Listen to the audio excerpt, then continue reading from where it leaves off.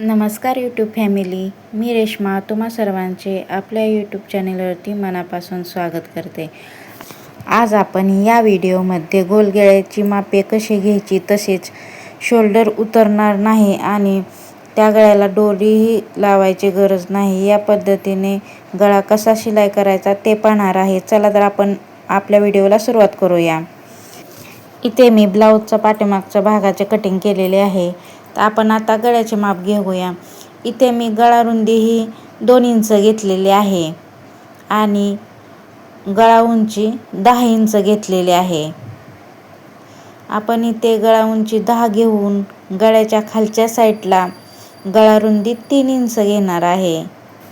इथे मी खालच्या साईडला गळा रुंदी 3 इंच घेतलेली आहे, म्हणून गळ्याच्या वरच्या साईडला गळा रुंदी ही 2 घेतलेली आहे। गळ्याच्या वरच्या साईडची गळा रुंदी ही गळ्याच्या उंचीनुसार घ्यायची आहे। त्याचा चार्ट मी शॉर्ट व्हिडिओमध्ये दिलेला आहे। शॉर्ट व्हिडिओ पहा, म्हणजे तुम्हाला समजेल की गळा उंचीनुसार गळा रुंदी किती घ्यायची। आता आपण गळ्याच्या खालच्या साईडला कोपऱ्यातून 1 इंच मार्क करून गळ्याचा आकार देणार आहे। या पद्धतीने आपण खालच्या साईडला गोल गळ्याचा आकार देऊन घ्यायचा आहे। इथे मी गळ्याचे मार्किंग करून घेतलेले आहे।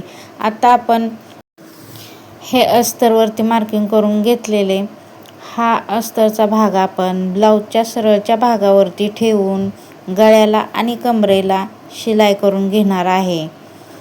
इथे मी गळ्याला आणि कमरेला शिलाई करून घेतलेली आहे। आता गळ्याला शिलाई करून झाल्यानंतर आपण गळा कट करून घेणार आहे आणि गळा कट करून घेतल्यानंतर गळ्याच्या साईडने छोटे छोटे कट लावून घेणार आहे, जेणेकरून गळ्याची फिनिशिंग चांगली येईल। गळ्याला कट लावून झाल्यानंतर मुंड्याच्या आणि कमरेच्या मध्ये जे आपण शिलाई माया सोडलेली असते तिथे आपण शिलाई करत नाही, तिथून आपण ब्लाऊजचा भाग सरळ करून घेणार आहे।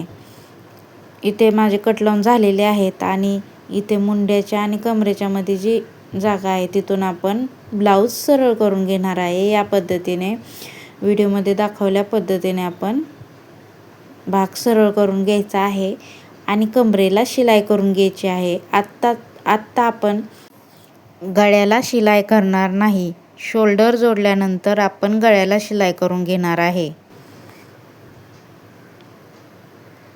इथे भाग सरळ करून घेतलेला आहे। आत्ताच आपण गळ्याला शिलाई करणार नाही, फक्त कमरेला शिलाई करणार आहे।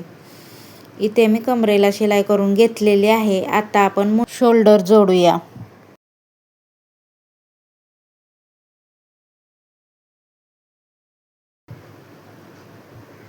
इथे मागच्या भागावरती पुढचा भाग या पद्धतीने ठेवून घ्यायचा आहे। ब्लाऊजच्या सरळच्या भागावरती सरळचा भाग ठेवून घ्यायचा आहे आणि अस्तर हे अस्तरवरती ठेवून घ्यायचे आहे आणि व्हिडिओमध्ये दाखवल्याप्रमाणे शोल्डर जोडून घ्यायचा आहे।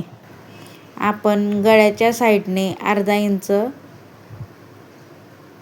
तिरपे शिलाई करणार आहे, जेणेकरून शोल्डर उतरणार नाही।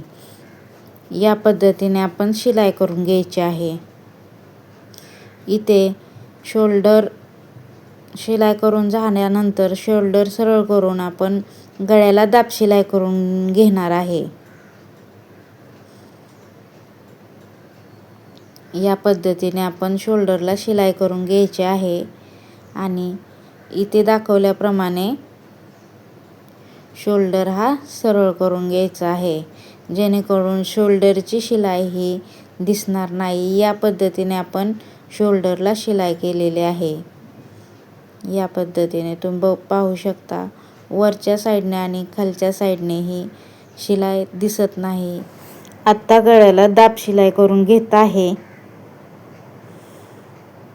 दाब शिलाई करून झाल्यानंतर मी ब्लाऊज पूर्ण करून घेणार आहे। इथे मी फक्त गळ्याची शिलाई दाखवलेली आहे। या पद्धतीने आपण गोलगळ्याची शिलाई करून घ्यायची आहे। व्हिडिओ आवडल्यास लाईक करा, सबस्क्राईब करा। धन्यवाद।